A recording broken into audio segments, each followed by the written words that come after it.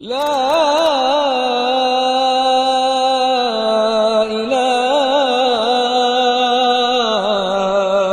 إلا الله.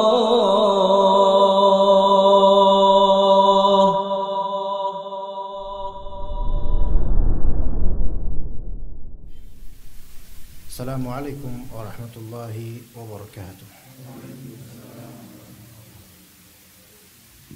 Innal hamdalillah nahmaduhu wa nasta'inuhu wa nastaghfiruh wa na'udzu billahi min shururi anfusina wa min sayyiati a'malina may yahdihillahu fala mudilla lahu wa may yudlil fala hadiya lahu. Asyhadu an la ilaha illallah wahdahu la syarika lahu wa asyhadu anna Muhammadan abduhu wa rasuluhu la nabiyya ba'dah. Qala Allah Ta'ala: Ya ayyuhalladzina amanu taqullaha haqqa tuqatih wa la tamutunna illa wa antum muslimun. Ya ayyuhan nasu taqu rabbakumul ladzi khalaqakum min nafsin wahidah wa khalaqa minha zawjaha wa batha minhuma rijalan katsiran wa nisaa'a. Wattaqullaha alladzi tasaaluna bihi wal arham innallaha kana 'alaykum raqiba.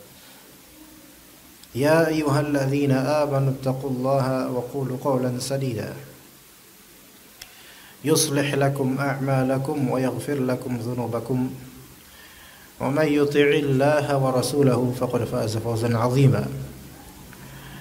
Fa inna asdaqal hadits kitabullah wa khairal hadyi hadyu Muhammadin sallallahu alaihi wasallam wa syarral umuri muhdatsatuha wa kullu muhdatsatin bid'ah wa kullu bid'atin dhalalah wa kullu dhalalatin finnar. Amma ba'd. Para bapak sekalian rahimakumullah, dan juga mungkin ibu-ibu sedang sibuk dengan kegiatannya yang bermanfaat insyaallah, dengan jihadnya ya. Kita secara tematik akan membahas suatu tema yang sangat penting sebagai bekal untuk akhirat kita dalam beramal, yaitu ngalap berkah atau mencari berkah. Bagaimana caranya? Tentu apa itu berkah kita perlu tahu, dan kemudian baru kita ketahui apa saja sih caranya untuk mendapatkan keberkahan. Maka jemaah sekalian rahimakumullah, seorang muslim atau setiap muslim itu sangat menginginkan diberi berkah oleh Allah Azza wa Jalla dalam amalnya, ilmunya, umurnya, anak-anaknya, rezekinya, ya, hartanya, dari seluruh segi itu. Kita semua pengen. Dan berkah dia adalah an-nama wa ziyadah. Makna dari berkah adalah an-nama, yaitu tumbuh. Berkah itu artinya tumbuh. Ziyadah artinya tambah. Jadi berkah itu tumbuh dan tambah. Maka boleh dikatakan sesuatu yang berkah, sesuatu yang tumbuh dan tambah. Ya. Tumbuh maupun tambah itu tidak mesti harus dilihat dari zahirnya atau segera, nggak mesti. Ada kalanya sesuatu yang memang Allah berkahi tumbuhnya pada waktu nanti suatu saat. Itu terserah Allah kapan. Dan bertambahnya kadang-kadang di waktu lama nanti. Nggak mesti harus sekarang segera. Dan juga bisa berkah itu dimaknai kathratul khairi wa dawamuhu. Banyaknya kebaikan dan tetapnya ia. Itu berkah juga tuh. Jadi makna berkah itu bisa satu, tumbuh dan tambah. Atau dua, banyak kebaikannya dan menetap gitu loh. Dan menetap kebaikannya. Maka boleh dikatakan begini jemaah. Kalau memang berkah itu yang pertama mana ya? Tumbuh dan tambah. Maka lawan darinya yaitu tidak berkah, berarti tidak tumbuh dan tidak ada pertambahan. Arti lainnya adalah udah hilang khalas. Ditelan masa. Tidak ada apa-apanya. Kalau misalnya berkah itu maknanya adalah banyak kebaikan dan terus menetap kebaikan tersebut itu berkah. Maka lawannya itu tidak berkah, berarti ya nggak ada kebaikannya, nggak banyak kebaikannya, cuma sensasi belaka dan kemudian ya hilang, lenyap, tidak berkah. Jadi begitu ya, pemahaman berkah itu harus diperbaiki karena sebagian orang berkah, ini berkah ya benar-benar berkah ya, tapi nggak ngerti maksud dari berkah sejujurnya. Berkah itu yang pertama maknanya bisa apa? An-nama wa ziyadah, itu tumbuh dan tambah. Atau makna kedua banyak kebaikannya dan menetap.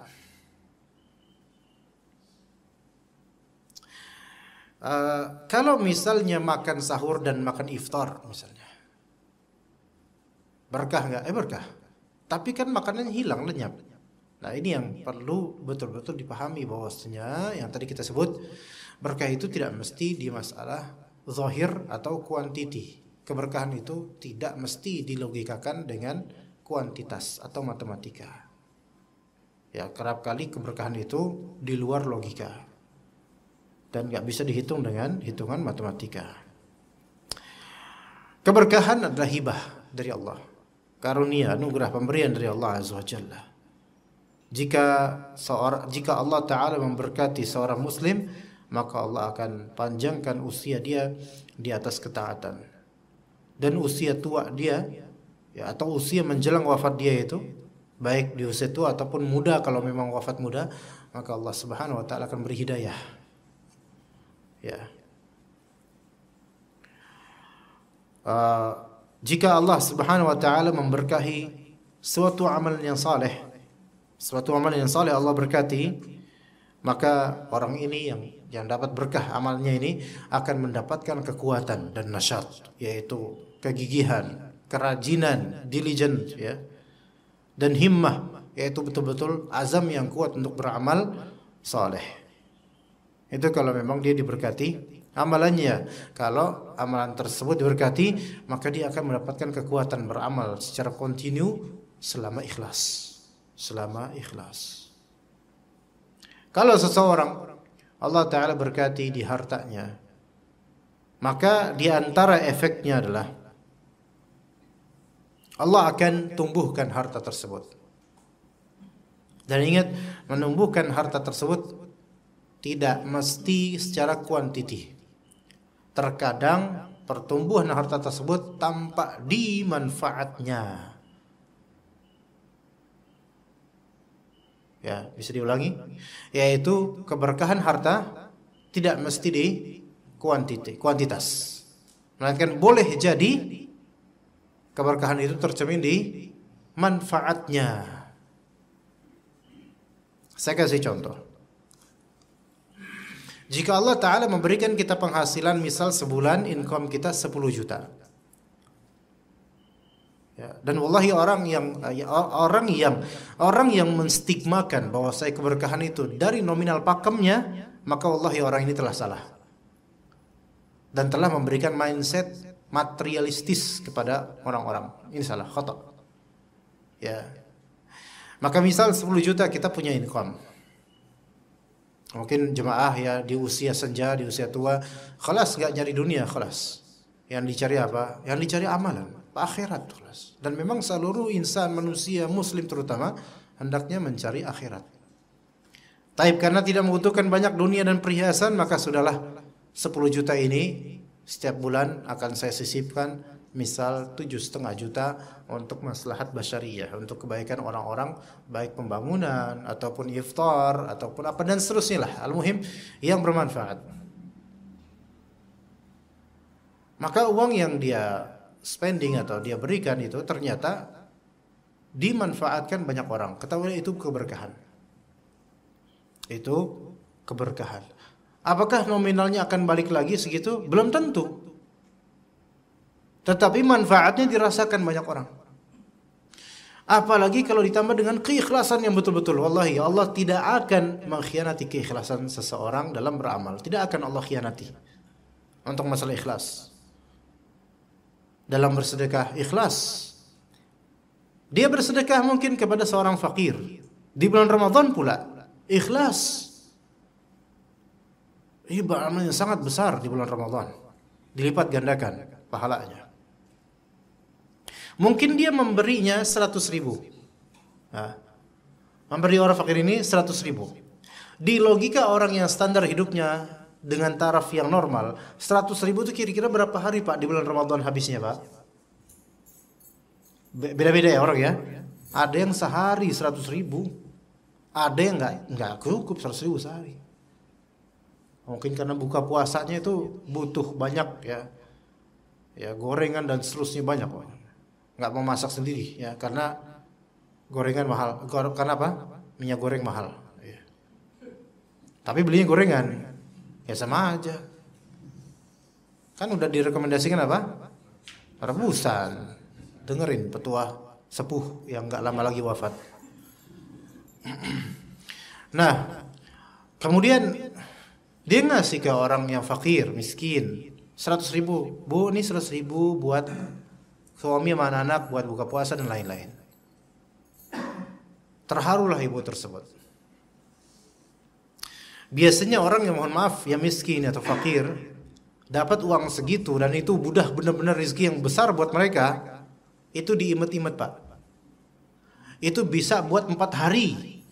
Ini menunjukkan berkahnya pemberian kita 100.000 padahal. Yang boleh jadi kita sama keluarga nih 100.000 itu cuma sekali buka puasa. Mungkin gak itu Pak? Ya mungkin. Apalagi anaknya banyak dan rata-rata grandong, ya mungkin. Iya. 100.000 sekali buka Pak, habis itu. Tapi bagi orang miskin ini, mohon maaf, orang miskin ya kita sebut orang miskin, bukan meremehkan berarti ya, status ya. 4 hari bahkan 5 hari. Mungkin mereka makan gorengan 2 biji udah cukup khalas dengan cabai, udah selesai. Dengan kurma yang itu pun dapat gratis dari masjid atau sumbangan tetangga. Khalas. Tapi itu bisa membuat 5 hari untuk beberapa mulut. Kita cuma ngasih 100.000 untuk 5 hari, untuk 3 mulut atau 4 mulut. Itu berapa orang yang berpuasa khalas, berapa lipat ganda itu pahalanya. Ini yang disebut an-nama wa ziyadah.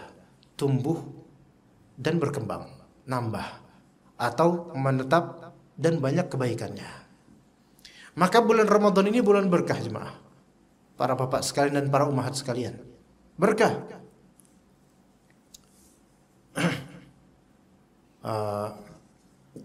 Itu di masalah harta. Kalau harta kita diberkati maka Allah Ta'ala akan mengembangkannya menuju manfaat yang lebih luas, lebih banyak, lebih baik.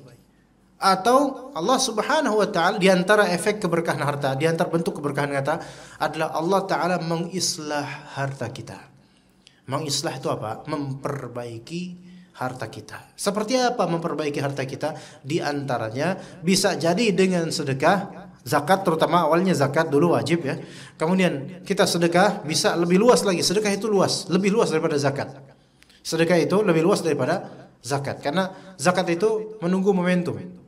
Baik zakat fitrah ataupun zakat mal, ada momentumnya, haul ataupun fitri, Idul Fitri, menjelang Idul Fitri. Tapi kalau misal sedekah, itu bisa kapan aja, bebas. Sebagian ulama yang merangkap sebagai waliul amri di masa dahulu seperti Zainal Abidin, itu sedekah kepada orang-orang fakir itu di tengah malam supaya nggak ketahuan. Ditaruh itu karung khut, yaitu karung isinya bahan makanan pokoknya negeri tersebut. Ditaruh di depan rumah orang miskin di malam hari tanpa seorang pun mengetahui. Dulu nggak ada namanya ronda, nggak ada, cuma nggak ada warkop yang buka 24 jam ketika itu, nggak ada. Lah ini orang zaman 2 Hijriah kok, 3 Hijriah gimana ada ya. Maka ditaruh dan pagi harinya orang miskin tersebut melihat, ya Allah, ada karung ini, Masya Allah, siapa yang ngasih? Nggak ada yang tahu siapa yang ngasih. Padahal setiap malam Zainal Abidin keliling kampung untuk memberi itu semua. Dan tidak ada seorang pun yang tahu. Tidak ada seorang pun yang tahu siapa pemberinya. Masya Allah. Dan bermanfaat untuk kaum muslimin. Tanpa dikenal siapa pelakunya. Subhanallah. keikhlasan yang luar biasa jemaah. Nah, kemudian pada hari meninggalnya Ali Zainal Abidin ini, maka orang-orang pun akhirnya mengetahui ternyata beliaulah rahimahullah yang sedekah secara sembunyi-sembunyi. Semua orang fuqara itu kemudian mereka mengenali, oh ternyata beliau rahimahullah. Ya. Dia ketahuan dari mana jemaah? Satu, ketika meninggalkan dimandikan. Tampak di pundaknya itu ada baret-baretan bekas dari ngegopong karung-karung makanan. Kalau sekarang kan karung beras, kok ketika itu anak tidak tahu apakah beras atau gandum atau apa. Allah alam. Al-muhim karung-karung tuh biasa beliau gopong malam-malam. Kalau sekarang, Pak, ya Pak, kalau sekarang antum yang melakukan Pak Sarno, bawa karung, diam-diam tengah malam, diterakin.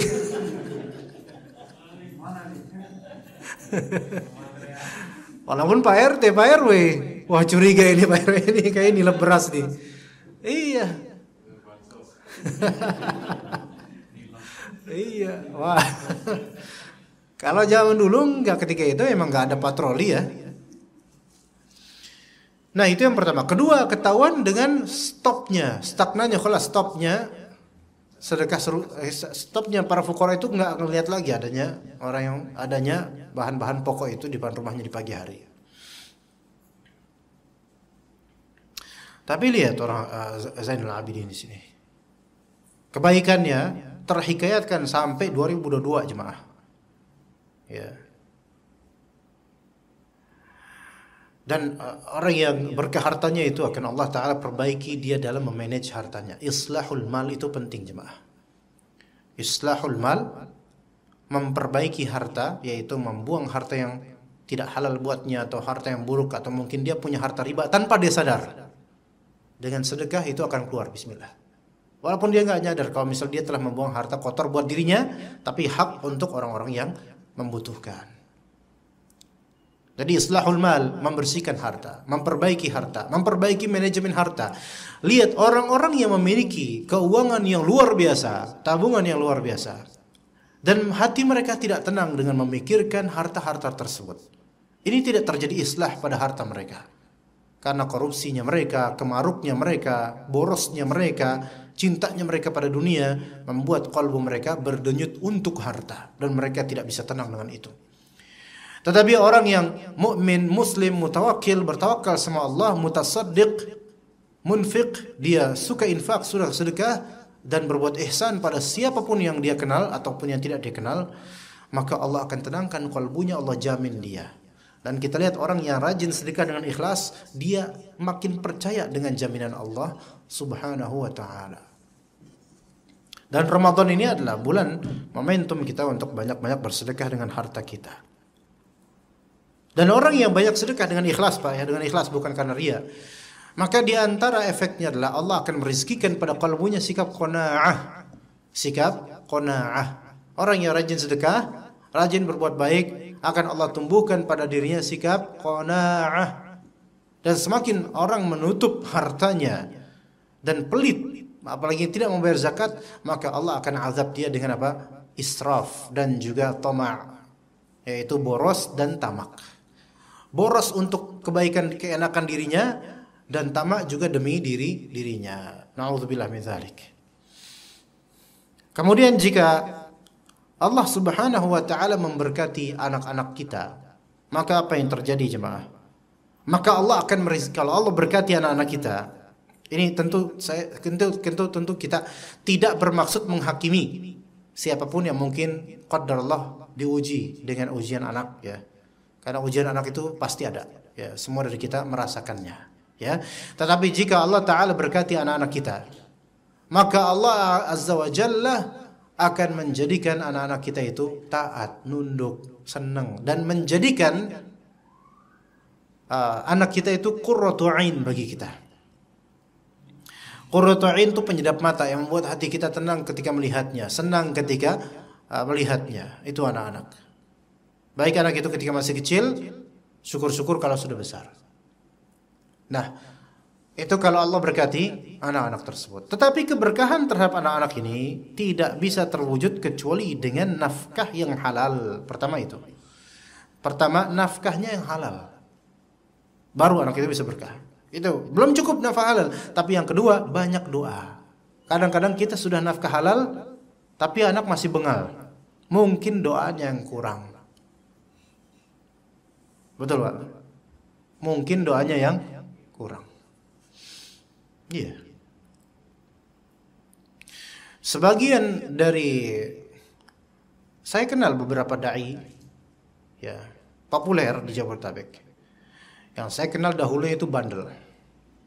Sering melanggar di sekolahnya. Saya tahu itu. Ya. Tapi saya juga tahu bahwa saya bapak-bapaknya mereka ini ada orang-orang soleh yang rajin berdoa. Saya tahu juga itu. Nafkah mereka halal. Bapak mereka ustaz.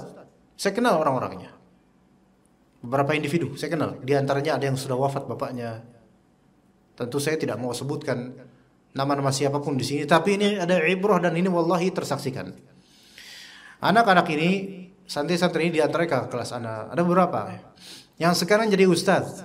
Yang anak yakin kalau anak sebutkan namanya pasti banyak jemaah tahu. Anak yakin. Dulu ketika masih di pesantren digondol, suka kabur, bahkan ada di antara beliau ini yang kan di pesantren kan nggak boleh kita minjem motor warga kampung ya. Kan di warga kampung ada kadang-kadang nyewain motor buat santri gitu ya mau jalan-jalan ke kota. Tapi santri bandel biasa kayak gitu. Ya, santri yang alim nggak ada. Santri alim tuh kerjanya di tiang masjid aja dia. Maka ada di antara mereka menyewa ya motor, pergi ke kota. Qadarullah ya, karena namanya anak muda ngetril gitu kan, sukanya abu dan sensasional lah yang namanya. Kita selama ini cuman ngelihat tembok pesantren doang gitu kan, sama kitab. Keluar naik motor, wah songong lah gitu. Qadarullah di dekat terminal menabrak seorang mbah-mbah sampai wafat, berkasus itu. Mati mbah-mbah tersebut. Itu kan kasus yang tidak ringan, Pak. Dia pesantren bisa citranya bisa tercoreng dengan itu. Dan bapaknya santri ini ustadz besar namanya dan besar badannya juga ya. Ya qadarullah sudah wafat rahimahullah. Maksudnya bapaknya sudah wafat. Tapi bapaknya saleh. Salah satu ustadz kibar di nasional ini. Saleh bapaknya. Dan anda yakin karena doanya bapak tersebut yang baik kepada anaknya dan nafkah yang baik kepada anaknya, sekarang anak tersebut jadi saleh, jadi ustadz dan salah satu pemimpin pesantren, pemilik salah satu mudir pesantren. Gak usah dicari, ya capek nyarinya siapa nama orangnya. Pokoknya ya itu benar. Dan juga ada lainnya. Al-muhim, kenakalan anak ketika remaja itu tidak melazimkan cerminan masa depannya. Gak mesti. Allah Ta'ala yahdi man yasha. Allah memberi hidayah pada orang yang Allah kehendaki. Tinggal kita gimana ikhtiar. Nafkah yang halal dan doa yang tidak lekang. Itu aja. Ya. Maka Allah Ta'ala akan memberkati ya anak tersebut. Makan jemaah kira mungkin anak dulu alim gitu. Tinggal di tiang masjid terus dekat dengan tiang masjid melekat terus sampai nempel di tiang-tiang masjid. Enggak. Di antara prestasinya di pesantren 4 kali digundul, alhamdulillah. Ya. Maksudnya ini ibrah bahwasanya tapi orang tua adalah orang yang paling adalah hamba-hamba Allah Ta'ala yang selalu mendoakan sampai detik ini beliau mendoakan anak, alhamdulillah. Dan di antara doa terutama ibu anak mendoakan zaman-zaman sekarang adalah ya Allah jagalah anakku dari fitnah. Fitnah, apapun fitnah itu. Harta, wanita, kekuasaan, popularitas dan seterusnya. Wallahi menjadi dai muda, maksudnya anak bapak-bapak tentu masih muda, tapi anak lebih muda daripada jemaah sekalian. Itu sangat potensial terjerumus ke dalam fitnah. Sangat potensial. Namun Allah Subhanahu wa taala menjaga melalui doa-doa orang tua. Maka di bulan Ramadan ini perbanyaklah doa untuk keturunan kita jemaah sekalian, baik yang masih kecil atau sudah besar, sudah menikah, punya cucu. Mintalah kepada Allah, Rabbana hab lana min azwajina wa dzurriyyatina qurrata a'yun waj'alna lil muttaqina imama. Kalau cuma bisa doa itu pun tidak masalah lah. Tidak bisa merangkai kata. Apa rangkai kata Indonesia apalagi Arabiknya nggak bisa merangkai kata. Bahkan doa tersebut sudah cukup mewakili segala kebaikan untuk keturunan kita seluruhnya. Rabbana hab lana min azwajina wa dzurriyyatina qurrata a'yun waj'alna lil muttaqina imama. Sehingga doa itu efeknya sampai melegenda, sampai kita wafat pun efek dari doa itu masih tercermin pada keturunan kita. Itu bisa. Contohnya Nabi Ibrahim alaihissalam. Nabi Ibrahim alaihissalam, beliau berdoa tentang negeri, tentang anak-anak keturunannya dan para penduduk negeri. Beliau mendoakan seluruh penduduk negeri Makkah kelak beri rizki, makanan, buah-buahan dan seterusnya. Warzuqhum minats tsamarat man amana minhum. Maka Allah Ta'ala sampai sekarang di Makkah rezekinya mengalir. Semua buah ada di sana. Walaupun sebagiannya impor, tapi semua buah ada di sana. Dan kata Nabi Ibrahim di masa beliau hidup, wa idh qala Ibrahimu Rabbi ja'al hadzal balada amina. Ya Allah, jadikanlah negeri ini aman.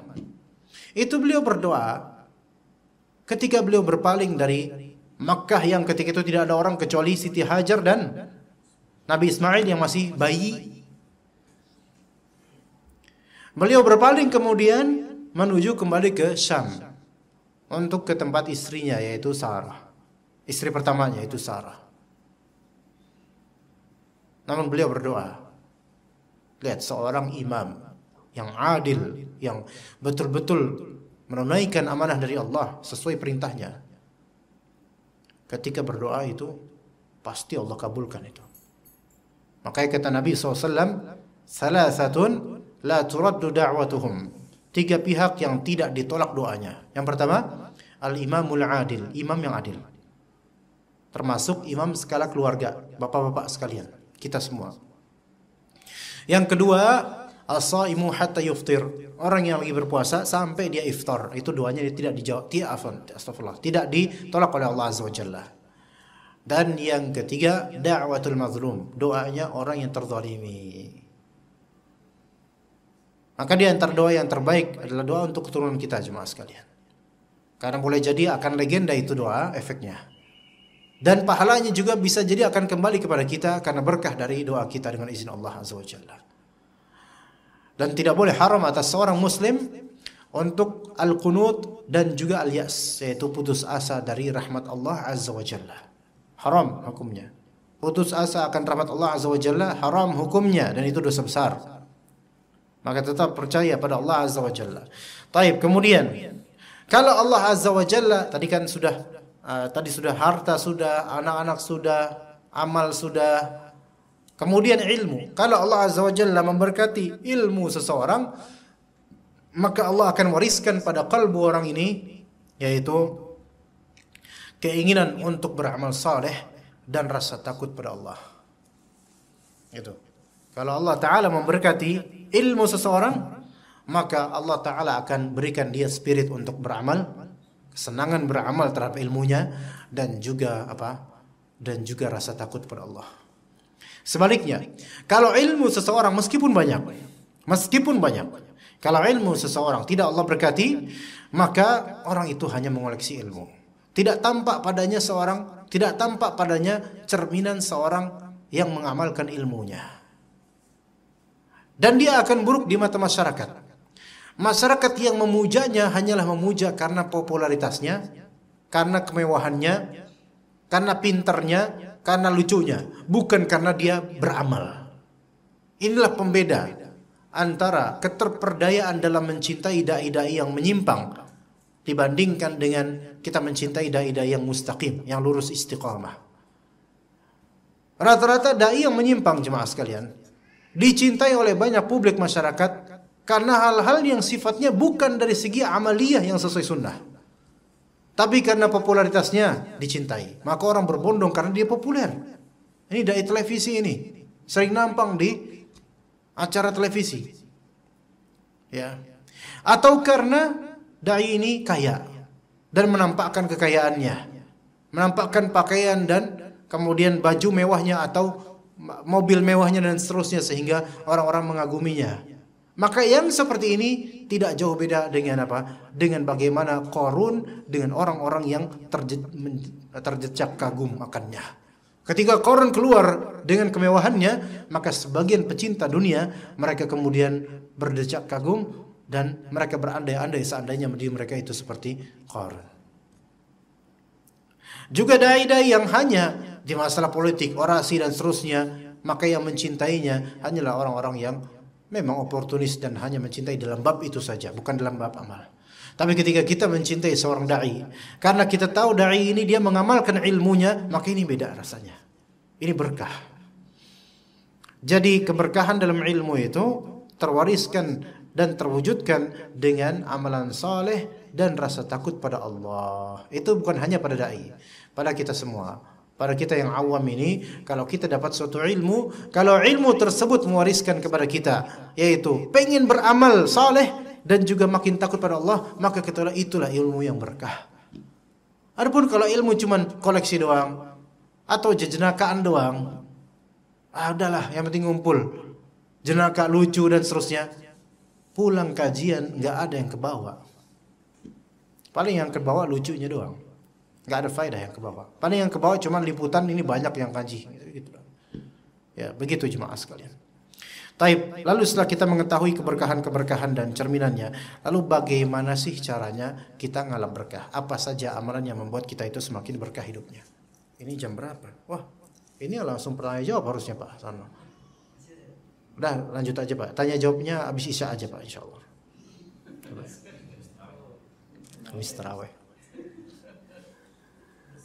Jam 17.57 bukan ininya apa maghribnya jam berapa Pak? Baik, berarti kita sisakan nanti insyaallah, masih lama insyaallah. Ya, singkat aja. Apa kita judulkan untuk sub tema ini trek keberkahan gitu aja, trek keberkahan. Cara dapatin berkah ya. Yang pertama bertakwa dan bertawakal. Takwa dan tawakal ini mewariskan keberkahan di apapun segmennya, apapun sisi amalannya. Pokoknya takwa dan tawakal itu tidaklah menambah kecuali keberkahan dalam apa yang dia takwakan dan apa yang dia tawakalkan padanya dengannya.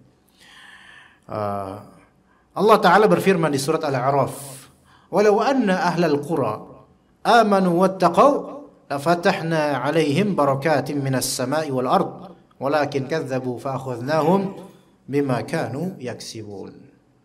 Seandainya ahlul qura, penduduk bumi, penduduk kampung, seandainya penduduk kampung tersebut beriman dan bertakwa, ini beriman dan bertakwa, maka kami akan bukakan untuk mereka keberkahan dari langit dan dari bumi. Dari langit dan dari bumi, tetapi mereka mendustakan, maka kami azab mereka dengan sebab perbuatan mereka. Dari langit yaitu hujan, dari bumi yaitu tumbuhnya tumbuhan-tumbuhan yang bisa bermanfaat untuk perut dan bisa bermanfaat untuk pandangan. Ini diantara keberkahan. Indonesia berkah atau tidak? Nah. Gimana Pak? Kan dulu ada lagu Hey Indonesiaku, ya. Tanah subur rakyat makmur. Itu dulu. Sekarang nggak ada lagu itu.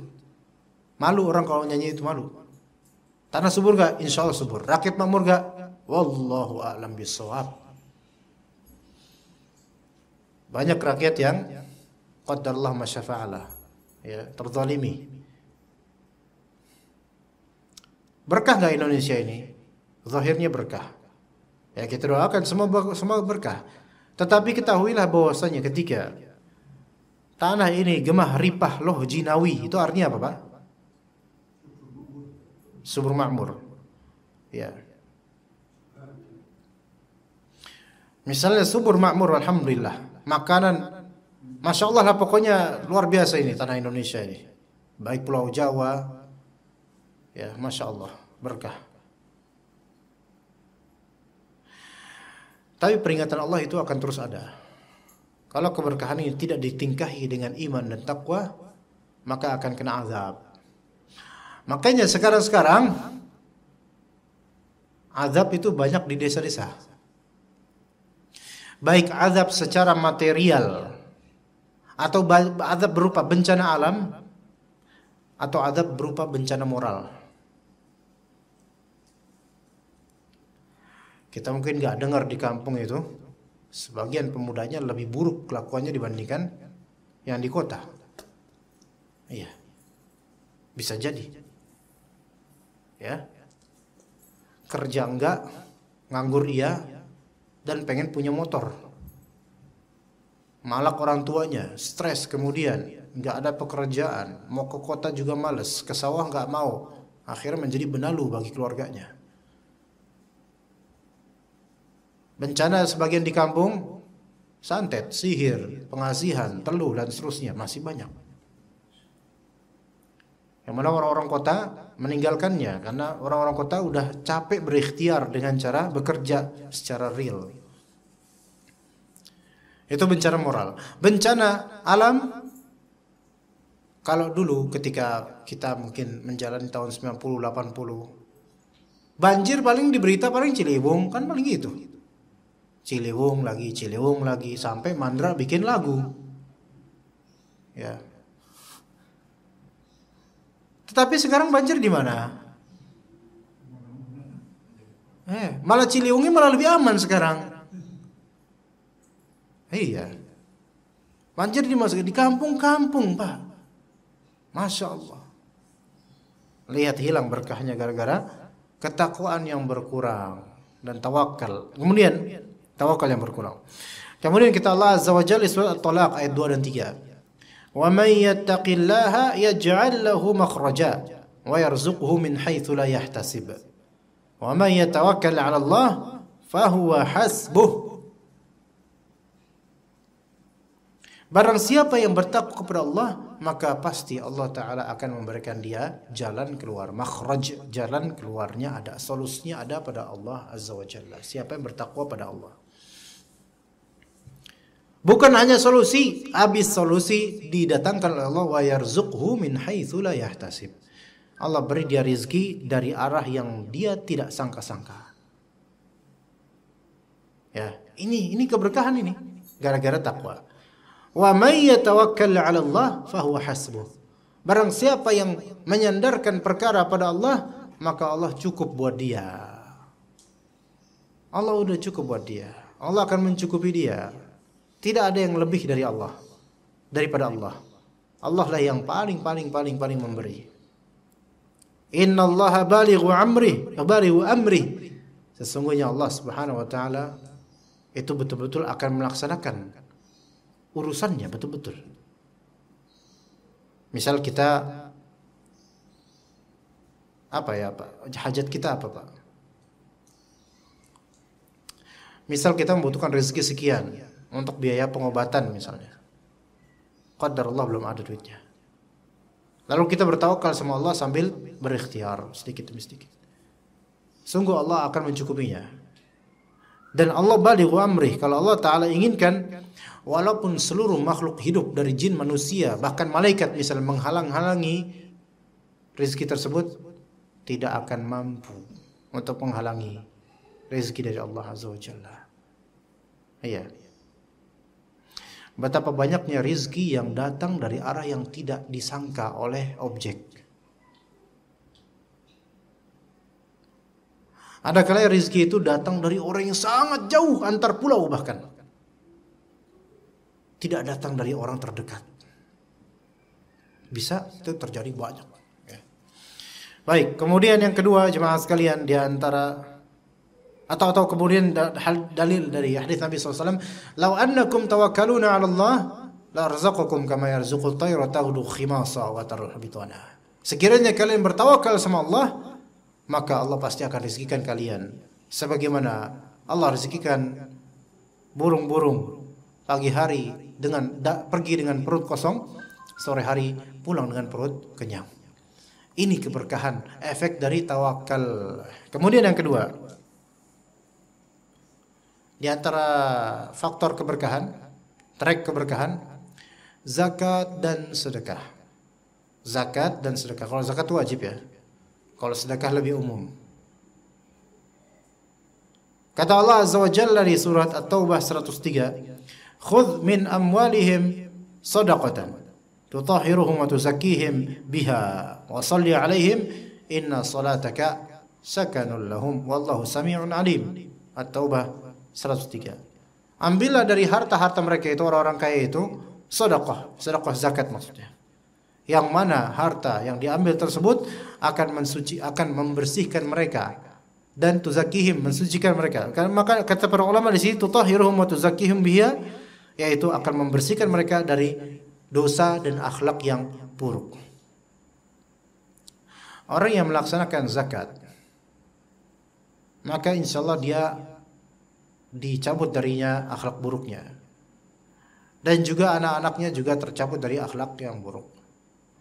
Dan kita lihat orang-orang yang tidak pernah peduli dengan zakat, pelit dan tamak, maka antum akan melihat bagaimana anak-anaknya, ya, kelakuannya dan akhlaknya jauh dari agama. Tuzakkihim, yaitu tunamihim. Maka harta zakat itu akan menumbuhkan kebaikan harta yang masih disimpan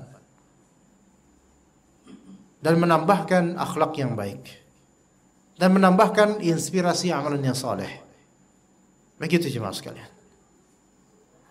Taib, kemudian di antara faktor keberkahan, birrul walidain dan silaturahim. Berbakti kepada kedua orang tua dan silaturahim, yang mana kedua ini tidak pernah terputus hukumnya, selalu ada. Birrul walidain, bakti kepada kedua orang tua tidak pernah terputus hukumnya. Walaupun telah wafat, maka masih sempat untuk berbakti, walaupun tidak akan sama nilainya dengan bakti kita pada orang tua yang masih hidup. Ya, tidak akan sama nilainya. Tapi tetap itu baik walaupun setelah wafatnya.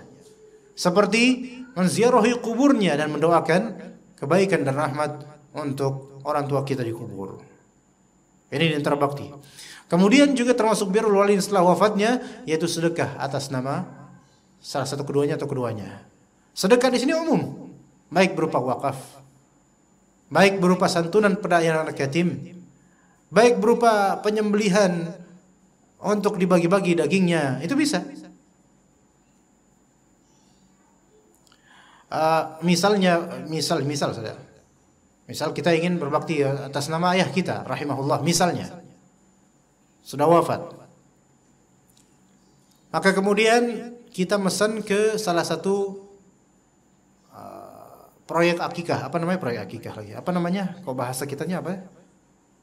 Yang biasa pedagang nasi kebuli itu penjual akikah ya? Masa penjual akikah sih? Hah? Melayani akikah, ya itu tulisannya gitu Pak. Tapi namanya apa ini? Masa pelayan akikah? Provider, akikah provider ya.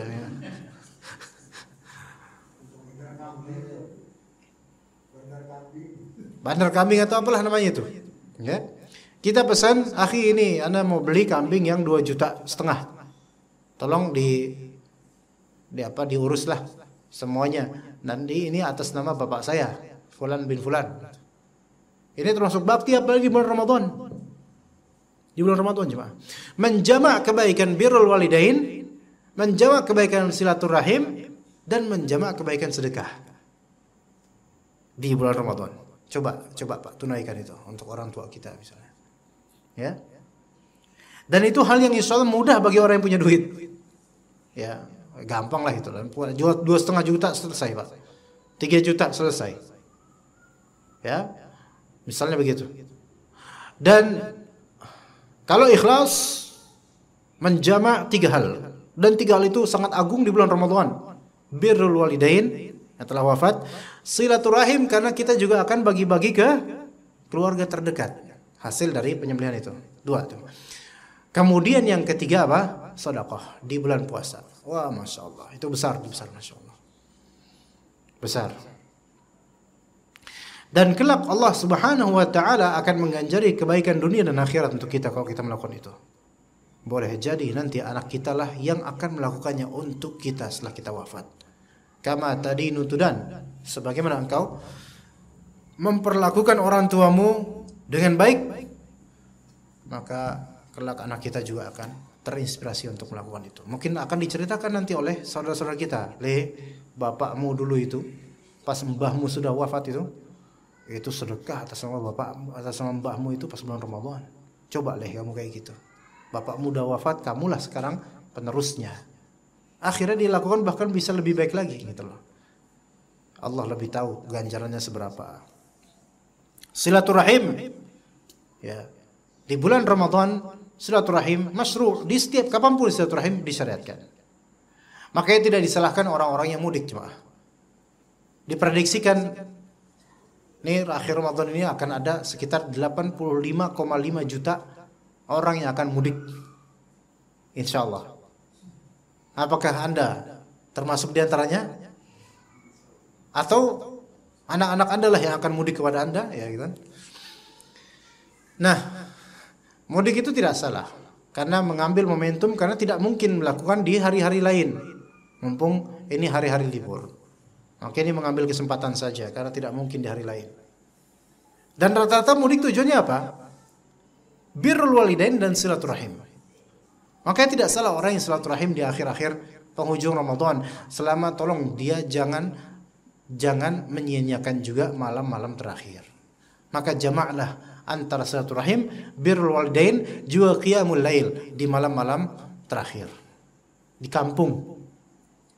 Kata Nabi SAW, man sarrahu an yubsata lahu fi rizqihi wa yunsa lahu fi atharihi falyasil rahimah.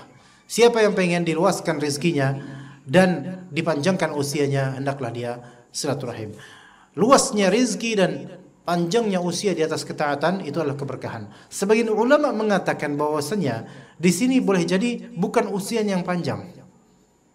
Boleh jadi, sebagian ulama mengatakan boleh jadi iya dia memang wafat, namun ada usia kedua, yaitu kebaikannya dimanfaatkan oleh orang-orang sehingga pahalanya terus mengalir pada dia, dan itu keberkahan setelah wafat. Orang bisa jadi tetap mendapatkan efek keberkahan setelah wafat.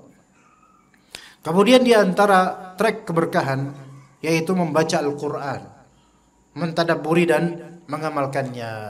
Membaca Al-Qur'an, mentadabburi dan mengamalkannya. Kata Allah Azza wa Jalla di surah Al-An'am ayat 155. Wa hadza kitabun anzalnahu mubarak fattabi'uh. Maka ini adalah Alkitab, Al-Quran yang kami turunkan, diberkati, maka ikutilah Al-Quran ini. Ya, kitabun anzalnahu mubarak, kitab yang kami turunkan dengan diberkati. Juga di antara trek keberkahan di bulan Ramadan ini yaitu jujur dalam jual beli. Jujur dalam jual beli itu juga merupakan trek keberkahan. Bahwa walaupun di bulan Ramadan, gak masalah di bulan Ramadan jual beli tidak masalah, tidak diharamkan. Walaupun para salaf dahulu meninggalkan jual beli di bulan Ramadan, mereka fokus ibadah. Tapi kan zaman berbeda. Sekarang kalau antum gak mau jual beli, gak mau beli apapun di bulan Ramadan, susah. Ya. Maka kata Nabi SAW, al-bayyi'ani bil khiyari ma lam yatafarraqa. Kedua orang yang berakad jual beli itu memiliki hak khiyar selama belum berpisah. Fa in sadaqa wa bayyana burika lahumā fi bai'ihima. Kalau keduanya jujur dan terang-terangan, transparan, baik gitu, benar, maka akan diberkati tijarahnya. Kemudian di antara trek keberkahan adalah doa. Nah, yang tadi kita sampaikan, as-shaim hatta yuftir, orang yang lagi berpuasa sampai dia buka puasa, itu doanya tidak tertolak oleh Allah Azza wa Jalla. Ya, maka doa ini adalah amalan yang berkah, ya. Taib, untuk materi kita cukup sampai situ. Ternyata udah jam 5:43, Masya Allah. Gimana Pak Sarno? Apakah ada tanya jawab? Kira-kira masih ada sekitar 13 menit. Kira-kira nanti makanan yang taruh sini atau di mana Pak? Oh, berarti Harus prepare dulu berarti. Tapi silakan jika bapak-bapak mau bertanya atau ibu-ibu. Kalau tidak mau, ya silakan Pak.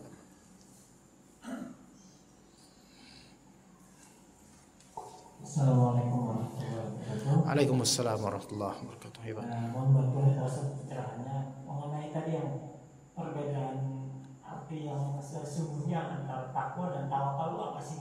Oke. Siap Pak. Ya, jazakallah khair Pak. Terima kasih atas pertanyaannya. Perbedaan antara takwa dengan tawakal. Pertama, takwa itu adalah taat kepada Allah dengan menjalankan perintahnya dan menjauhi larangannya. Ini definisi takwa. Yaitu taat kepada Allah dengan menjalankan perintahnya dan menjauhi larangannya. Selesai, itu takwa. Itu mencakup segala hal, ya. Kalau misalnya tawakal, yaitu adalah menyerahkan perkara kepada Allah Azza wa Jalla, ya, dengan melakukan usaha. Ini menyerahkan perkara kepada Allah Azza wa Jalla dengan berusaha, ya. Jadi itu beda Pak. Itu perbedaan pertama. Dari segi definisi berbeda. Perbedaan kedua, bahwasanya takwa lebih umum daripada tawakal. Takwa lebih umum daripada tawakal. Ya. Takwa lebih umum daripada tawakal. Karena takwa ini mencakup seluruh amalan soleh dan seluruh meninggalkan maksiat. Sementara tawakal itu nggak mesti. Tawakal nggak mesti mencakup itu. Ya. Jadi takwa adalah taat kepada Allah dengan menjalankan perintahnya dan menjauhi larangannya. Adapun tawakal yaitu menyerahkan perkara kepada Allah Azza wa Jalla selagi kita berusaha. Itu tawakal. Bisa ketahuan Pak perbedaan di sini insyaallah ya. Begitu Pak. Dan ya sama-sama jazakallah.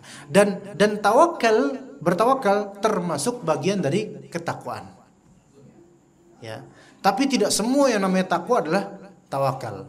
Semua tawakal adalah takwa juga. Tapi tidak semua ketakwaan merupakan tawakal. Begitu. Wallahu a'lam. Ya. Ada lagi jemaah? Silakan. Assalamualaikum warahmatullahi wabarakatuh. Waalaikumsalam warahmatullahi wabarakatuh. Di saat kajian di usul as-salata, salah satunya adalah Di mana tuh Pak? apa Ustaz? Kajian usul sahasa di mana Pak? Di Soleh Awal. Oh iya. Nah, Baik. jadi, salah satu jenis penyembelihan adalah menyembelih karena Allah, untuk keagungan dan kemuliaan Allah. Nah, selain misalkan gini Ustaz, dalam penjelasan itu kan kalau menyembelih yang sesuai dengan syariat itu adalah biasanya apakah yang tadi Ustaz menyampaikan bahwa kita akan bersyukur dan kita akan bersedekah menyembelih atas nama Allah kepada orang tua kita. Iya, iya. Nah, misalkan kayak gini Ustaz, selama ini kan kalau misalkan kayak ada seorang pimpinan proyek dalam membuat jembatan, itu kan suka banyak budaya, misalkan Nyari tumbal, menyembelih kerbau dan sebagainya gitu. Nah, apabila pimpinan proyek tersebut seorang muslim gitu Ustaz, dan beliau ingin proyeknya juga lancar, tapi terhindar dari kesyirikan seperti itu, langkah apa yang harus dia lakukan Ustaz? Tapi terhindar dari Artinya gini, dari kesyirikan. beliau nggak melakukan itu. Tidak melakukan itu, tapi dia ingin Allah menjaga Iya. proyeknya itu. Dia tidak melakukan gitu, padahal ada saran dari orang-orang nggak? Tidak. Nggak ada. Karena budaya seperti itu, dia kan takut untuk melakukan yang hal seperti itu. Takut Nah, pada kenapa Ustaz? takut pada Allah atau gimana? Takut pada Allah Ustaz. Oh iya.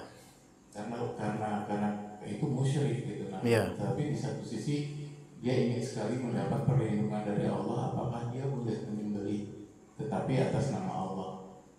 Untuk apa menyembelihnya?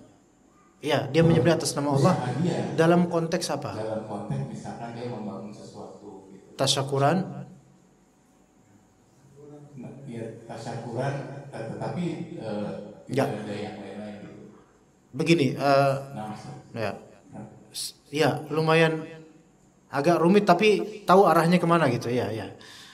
Dia berusaha untuk menghindari menyembelih sebagai ada tumbal untuk ditanam di situ karena itu syirik ya.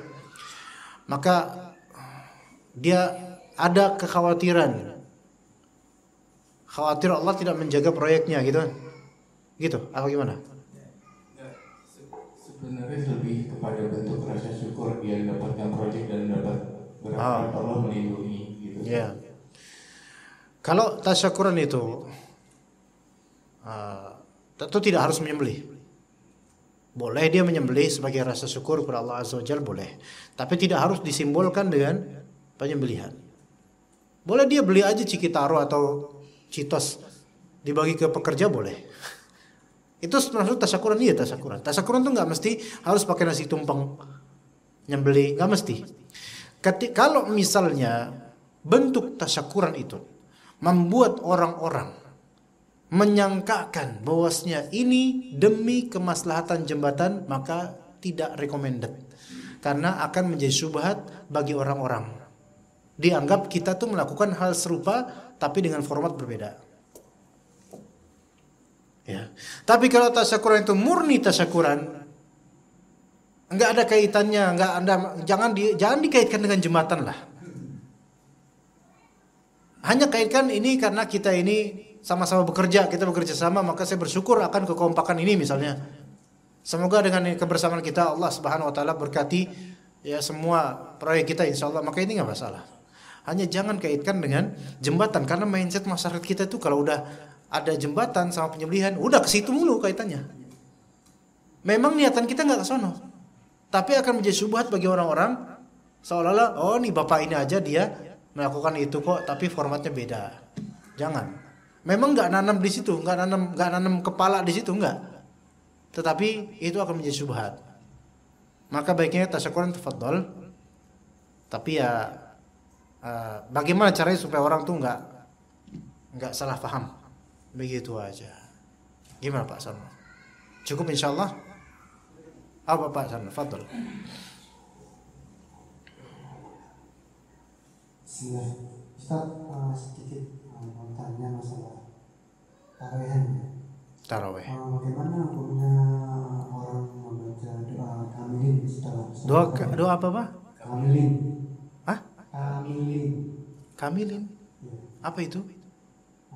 Disebutnya seperti itu. Apa? Kayak gimana? Kayak gimana? Mungkin Pak Haji Budiman yang lebih paham.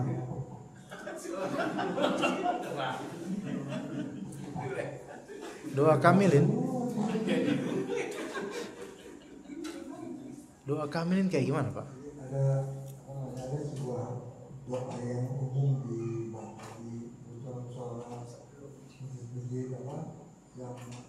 Lafalnya seperti apa Pak? Lafalnya? Potongannya atau saya cari di internet. Doa kamilin. Kamilin. Oh, yang Allah safadlan minallahi wa ni'mah gitu. Oh, doa kamilin adalah doa yang biasa dibaca selepas selesai sholat tarawih. Doa ini tidak terdapat di Al-Quran maupun hadis. Ini kata Wikipedia loh. Wikipedia aja tahu. Doa ini tidak terdapat di Al-Quran. Berarti ini homemade. Ya, custom ini. Sebenarnya doa itu bagus. Antum bisa, kita bisa berdoa dengan apa yang kita inginkan. Tetapi ketika mengkhususkan itu doa yang kita buat setelah tarawih harus kayak ini, jadi bid'ah nanti Allahumma ja'alna bil imani kamilin wa li faraidika muaddin ya. Bagus sih, doanya bagus, secara makna bagus. Tetapi ini kan dipercaya oleh orang-orang sebagai doa setelah tarawih padahal ini tidak ada tuntunannya. Maka sebaiknya hindari. Kalaupun mau doa dengan makna ini silahkan, tapi tidak bersama-sama, tidak harus setelah tarawih, kapanpun. Kan ini artinya Allahumma ja'alna bil imani kamilin. Ya Allah jadikanlah kami sempurna imannya. Boleh doa gitu boleh. Hanya saja ini masalahnya bukan di lafal atau bukan di makna doa itu bukan. Bukan di maksud baiknya bukan. Tetapi di customnya dia, penentuannya dia. Dirutinkan pula setelah tarawih dan diyakini oleh orang-orang seolah-olah memiliki fadilah. Inilah yang menjadi nanti jadinya apa? Bid'ah. Itu loh. Wa li faraidika muaddin amin wa 'ala salawati muhafizin wa liz zakati fa'ilin wa lima 'indaka talibin. Ini semua bagus maknanya. Betapa banyak doa-doa yang memang bid'ah itu bagus secara makna. Tetapi kebid'ahannya itu di mana? Di penentuan waktu khusus atau momentum khusus. Iya. Dan kita katakan fa inna aw khairal hadi Muhammad sallallahu alaihi wasallam.